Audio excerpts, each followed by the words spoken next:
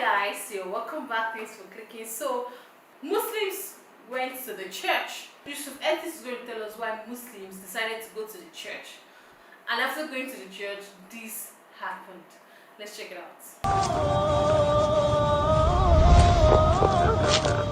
We're here at the Methodist Church of all places. You may be saying, what's Yusuf doing at a church on Sunday?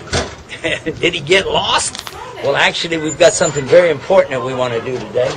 We've got a great group that's gathering together here at the Methodist Church in Alexandria, Virginia, to open a dialogue between the Muslims who are actually worshiping here while we're building our new mosque in Alexandria, and between those who are the Christians that own the property here that have invited us to be together so we can worship here until we complete our project. So let's go in and find out what everybody's got to say about all this. Come join me. Taking time out of your day, out of your holiday to come to this gathering. I'm Steve Larkin, and I thought I'd just take a second to tell you how I'm here.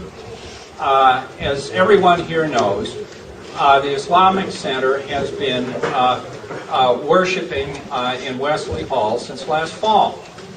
And like most people at Aldersgate, when I saw that, I wanted to know a little bit more about the Islamic Center. And what I learned is that the Islamic Center has really been active in the Alexandria community for a long, long time. And that led me to attend another meeting. And at that meeting, Dennis asked for volunteers to arrange this meeting. And Diane Bechtel, and Diane has been, I don't see her here now, but okay, Diane and Sally Wiley and Leanne Beach and Gail Richmond and yours truly all volunteered to organize this meeting. And the meeting, as we have advertised, is a dialogue. We're not trying to draw any conclusions out of this meeting, out of this get-together, other than just to get a little better appreciation of a part of the Aldersgate community that we don't know much about. And hopefully, and we are going to conclude here at about 1:45. Hopefully at the end of this session, we will have all finished with a little better appreciation for a culture, a community that we didn't know very much about. Now, we have asked for questions in advance. This is not to prohibit anybody who's got an individual question, but what we wanted to do, one of the things we thought we'd do originally is go around the room and have everybody introduce themselves. Well, I think obviously that'll take up the whole meeting, and so we're not going to do that. We don't have enough time to do that. And the purpose of asking for questions in advance is many times questions are very close to the same, and we can consolidate the questions and then make more time for either questions or discussions between now and 1:45. And to get things started, I wanted to introduce somebody who has developed into a good friend of Kathy's and mine. What we did in preparation for this get-together is we had a little time at our house where we invited members of the Islamic Center to come for coffee and just to get to know them a little bit better. And one of the things that developed out of that session was something that we thought we really needed to start with. There were a number of questions that various members of the church women in the church had concerning dress, or how the role of women in the Muslim community. And it was really interesting. While we didn't have any organized, this wasn't an organized program that Kathy and I put together. We were just having people over for coffee and to talk.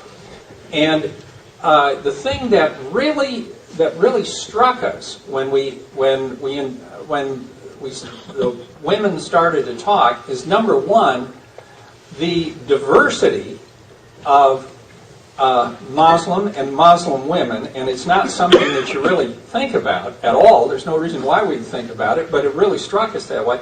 And the other thing that was interesting was the personal stories of what it's like to be a Muslim woman in Northern Virginia. And we've got a ton of things that we can talk about, but we thought we'd start with that. And Lisa Mohammed is in the back there, and poor Lisa is a lawyer and therefore has no problem at all about speaking. And Lisa, could you take this part of the program and just talk for a little bit about the experiences that you and your sisters have had? I'd like to say I'm very excited to be here today and to be part of this. And hopefully when, at the end of all of this, that we have some understanding and commonalities between all of us here. I understand that we have questions, so I have certain ladies in the audience that will answer any questions that you have. Or well, why don't you start with your background? Okay. I actually was Methodist. I met a gentleman in 1990. He was Muslim. I converted. After studying for a while to make sure I felt like it was the right fit for me and so forth, I converted, got married. As of today, I've been married almost 20 years. It's had its pluses and negatives. It seems like that there's not a lot of understanding about Islam, so there's an enormous amount of people being judgmental about things. My comments always to people is like, well, you don't know enough about it, so you shouldn't judge. Maybe you should pick up, the Quran and read, or get some knowledge of it before, comments are made. Some people are willing to do that. A lot of people, just negativity. I can be in the grocery store with my husband, and this happened before he left. Some guy tapped on me and was like, well, who's he? And I said, well, that's my husband. He goes, well, why can't you marry your own kind? That's my latest one. And I'm thinking, okay. And I said, well, why would you say that? He was like, well, and then he didn't want to talk about it anymore. And actually, the cashier was really nice, because when he came up, she goes, why did you ask that? Why is it in your opinion? A lot of that goes on. I've been in numerous places. Some of it, hey, it's been good. A lot of experiences have been, sad. And in school, my daughter went to school here, see me, and there were issues about that. Why do you wear that? Comments like, foreigner, why don't you go home? We've experienced a ton of stuff. Every time something happens in the community, it's negative, but as long as it affects the aftermath, I'll call my daughter up and say, hey, this just happened. You might be aware. It's just not surprising with some of the, the things that really happen and go on. So I've picked her and a couple of the other young ladies out over here, and they're going to stand up and tell you a story. I have Emma Tolley here, Yusuf's wife, my daughter, my sister-in-law. Came here, and part of the, group. So they've all had, this. So I'm going to turn it over, or if someone has a question they want to ask, or Steve really wants his microphone. Question. I'd like to have an answer from a man on the same subject, a Muslim man. From my perspective in America, men and women are treated equal. They are equal, except biologically, they're different. All my perspective world events is Muslim men do not treat women equal. In fact, and sometimes they treat them brutally. I'd like to know from a man, is this true? And if so, why did you do it? Sam? Somehow I wound up with a microphone by mistake. By the way, Joseph, why don't you give, just before you, first of all, you answer the question, but before you do that, talk a little bit about how you are, where you are. In other words, give a little personal background. First of all, my name is Yusuf. I want to give you a chance to look at all of you. And my name is Yusuf Estes. Can you say Yusuf? Yusuf. No, they said it right. How come you keep saying useless? Well,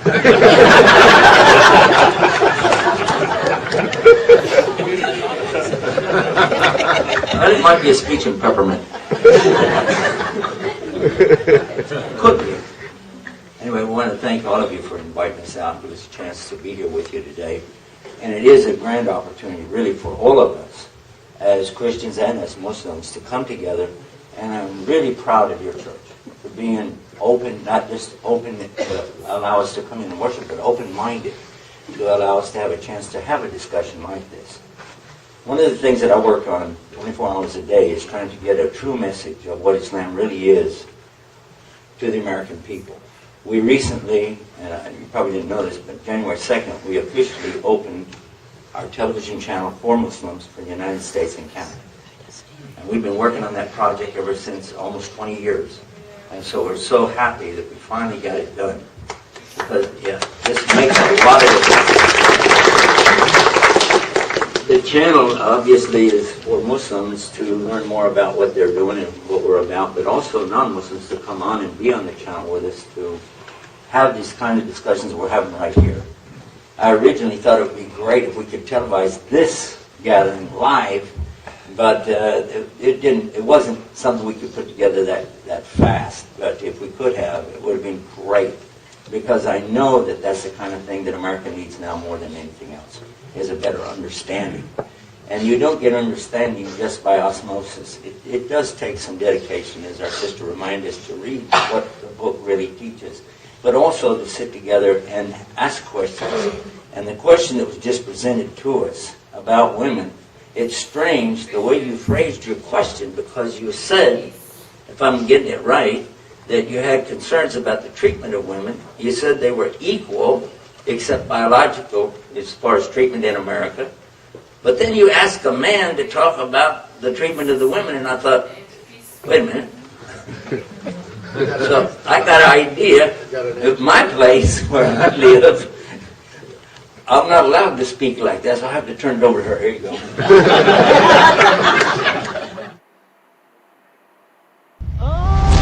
Let's return to the Muslims visiting the Christians in Aldersgate Methodist Church. Tell us a little something. My wife actually has been very supportive of this work that I've been doing for the last 20 years, and without her help and support, I know I couldn't have made it, and I appreciate that. But all Muslims, when we begin any kind of a talk, we're supposed to begin with the name of God. So we say it in Arabic, Bismillah ar-Rahman ar-Rahim, and then we praise Him, Alhamdulillah Rabbil Alameen, which is like praise God, who is the owner of the universe. And after that, we usually give salam. So I'm going to do that right now. It's shalom, if you know the Hebrew, or salam in Arabic. And I say, salam alaikum. And the reply back is similar, wa alaikum assalam. And these guys are getting it down. I don't know, you're educating folks around here about Arabic too much. That's good. But one of the things that I think would be nice would be to do a quick inventory. Let's see, how many Muslims do we have here today? Just raise your hands up real high. There you go. Now, how many Christians do we have here today? Huh? How do you like sitting with all these terrorists? That's it. Bomb class was last week. But seriously, that is the stereotype that we get. When I was raising funds for the television station, I kept going to the Muslims again and again and asking them a simple question. What I said was, suppose I take this microphone and I go out to the people and I say to them, finish this sentence for me with a single word. One single word, just finish this sentence. And I walk up to you and I say, finish this sentence. All Muslims are Good. good. Good answer. Good answer. But what do you think most people really would say? All Muslims are terrorists. Exactly what they would say. And if you said, what is Islam? What would most people say? What is Islam? Islam is religion. It's a religion. Good answer. But most of the people in the street are going to say what? What do you think they will probably say? Sister, do you know what they would say? Cool. Islam is Cool. a cult. I thought you said cool. What? Evil. Yeah, Islam is evil. I heard that one too. So it is important to find out what is Islam. If you don't mind me to spend about 4.5 minutes, I can tell you, and something will help you to remember next time. Islam is an Arabic word. It's the only word that I found in the Quran that they never translate. All the other words that we have in the Quran, we find them being translated. In bad translation too, by the way. There's a lot of words that they translate, and I say they could have done a lot better than that. But this word, they don't even attempt to translate. The word Islam is there. That's how it is. So I thought about it, and I said, let's go to the Mawrid, or the Arabic dictionary, and find out what it really says. And there were 5, actually, principal meanings and some sub-meanings as well. It comes from a root in the Arabic language, which is similar to Hebrew, the same root for shalom, the same root for salam, peace, but it has a bigger meaning that you can't say in English. Maybe that's why the translators didn't attempt it. Because you need 5 English words all simultaneously existing to have Islam. And Islam is the noun, aslama, that is the verb. And it's all of these are root-driven languages, so they have verbs as the center or the core. The verb aslama has this meaning, surrender. Now I said, Muslims, we're getting pretty good at surrender, you know what I'm saying? Iraq, Afghanistan, airport security. So surrender, we got that down. But then another word is submission. And that's one of the most, I think, impressive words out of it, because it's a real submission, a total submission. And then is obedience. Islam has the word obedience in it. The 4th word that I found was sincerity. Now I want you to think about this. Sincerity has to be a part and parcel of Islam. If that's true, and that's what the word means, sincerity, it's impossible then to spread Islam by any kind of force or violence. Because you can't force people to be sincere.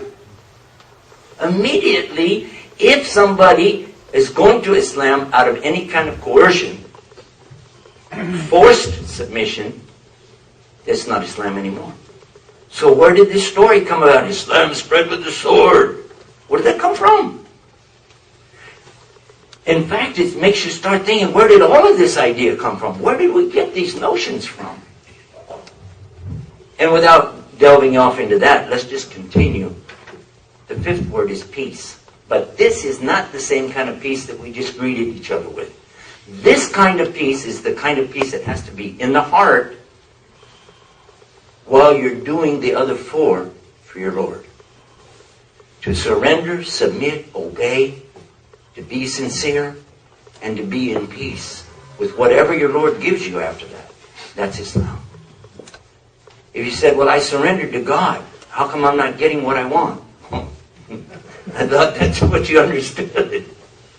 This is so strange, really, for me to stand here in a church today and tell you this, because I learned this in a church when I was a young boy. That's exactly the message that I got from my New Testament of the Bible.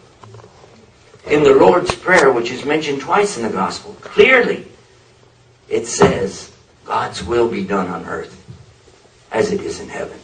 Throughout the universe in the heavens, His will exists, and everything operates according to His will.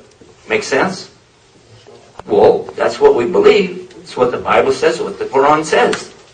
So if you said, well, I want God's will in my life, you just open the door to the word Islam. So it's a whole lot closer, really, to the teachings of Jesus than it is to what some other people are saying out here. So in conclusion, I did it even faster than I thought. Yeah. In conclusion, I just want to mention that it's better to take time to, as our sister reminded us, to find out more about it before we make a conclusion about the religion. Joseph Estes, as the moderator here, I must ask you to answer the question.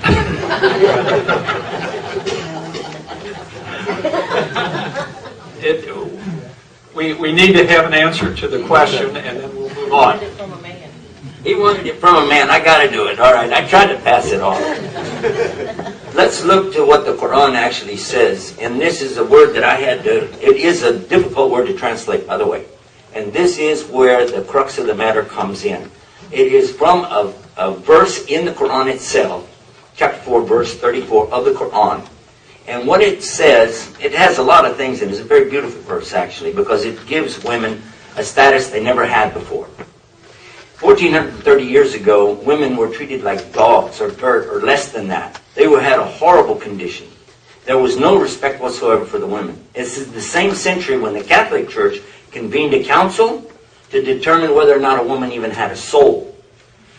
Yeah, so we don't need to be on a high horse about this subject anyway.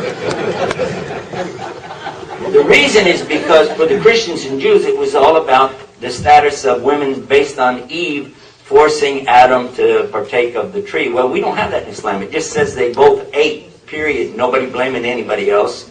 And both of them repented and they got forgiven. So the story comes out a lot different when you get down the road. There's no blame going backwards. But the verse that I'm referring to in the Quran, it says from the beginning, men are responsible for the women. They must care for them, provide for them, and it is the duty and obligation of every man to take care of every woman. It is not just for your own mother or your sister or your daughter or your wife, but any woman in the community, or even if she's not a Muslim. From this verse, it's understood because the word that's used here is not mankind, it's males, Rajulun, are responsible to take care of the an-nisa, which is the women. But it continues and lets you understand that because God gave him more power, not over her, but power to go out and work, get a job, make money, come and take care of her. So there is not a need in the Islamic understanding for a woman to go out and get a high education. She can, but she doesn't have to, because it's never going to be a situation, if everybody follows Islam, this is a big if. If they follow it, then she won't have that problem of having to take care of herself later down the road. Because they're supposed to take care of her and put her in the situation like a queen. It continues and it goes on to say that because of this, that God has done this for her and for him, that she is devoutly obedient. Now right here, translators put in there that she has to be obedient to her husband, but it doesn't say that. The Sheikh here has memorized the Quran. He recites it for us all the time. Does it say the women have to be obedient to the men or just obedient? So there you are. Now, where it comes in a problem is when it talks about nushuzahunna. Now, this is an expression here that's often mistranslated. I went to the dictionary and sat with the people of big knowledge in the language. And they said nushuzah means something that doesn't fit the picture. It's something really bizarre. Something like on a flat plane, you've got this weird object there. It doesn't fit. So it means unusual, bizarre behavior in general. But specifically, in this case, it refers to something related to sexual connotation. Let's leave it at that. If you observe this on her part, then there are 3 stages. Because it used to be that men could just, if he has a problem with his wife, he could just start beating her. That's what they used to do. Or he could even kill her. And nobody would step up to defend her. So here it says that he can't do that anymore, that he has to tell her, make it clear to her what your problem is, then give her time to adjust to what you're saying. It goes on to another level then. After that, leave the bed, don't share this intimacy with her. Not literally leave as in go out of the house, but you don't share intimacy with her until she wakes up to say, Wow, that was beautiful, guys. Like, I don't say anything that wrong through this video. According to this video, I don't say anything wrong in Muslims actually going to the church to, let people understand what Islam entails. And I just love the love, the unity, the respect they gave the Muslims. I love the fact that they never isolated them. They welcomed them with an open arm. In the beginning, Yusuf Eti said, they are building their mosque and it's still under construction, and they've all decided to come to church to worship on Sunday till their mosque is being completed. And through that, they asked question about women. Women being mistreated in Quran, in Islam. How are they treated in Islam? And he wanted to pass it over to his wife. And that's one thing about Islam. Islam always respects men. No matter who you are, you have to allow the man to lead, because he said he's not supposed to answer that kind of question, because a female is supposed to answer the question since regarding women. So, but the wife gave him that due respect, and the man actually went ahead to explain about Islam as Salah, talking about what Islam is all about. He said Islam requires submission, surrender, obedience, peace. It requires a lot. I will even say sacrifice. I really enjoyed this teaching. The fact that he didn't use this teaching to condemn anybody or trying to talk bad about Christianity, or using it to tell them they should convert to Islam. No, he just went there to preach about Islam, what Islam is all about, letting the Christians understand more about Islam, and telling them that Islam is not a religion. And that's why he asked the question that when you heard the word Islam, what do you think people say? People say Islam is a religion of this violence, evil, this, and people always say negative things about Islam. So he tries to let them understand that Islam is a religion of peace, is a religion of respect. Men respect their wife, so they said that sometimes their wife does not even need to work. It's their responsibility to take care of the need of their wife. That's how how much they respect and sacrifice for women, for their wives in particular. That was a beautiful one. I love the atmosphere in the church. I love the fact that everybody was concentrating, everybody felt loved. There was no condemnation of any such in the church. There was love, peace, unity, and amazing. This part of the clip, I think the clip is very long, very lengthy, but beautiful. I really enjoyed this, guys. If I see the continuation, we'll continue watching. I'll come back to react to it. Thank you so much for watching. I'll see you guys in the next one.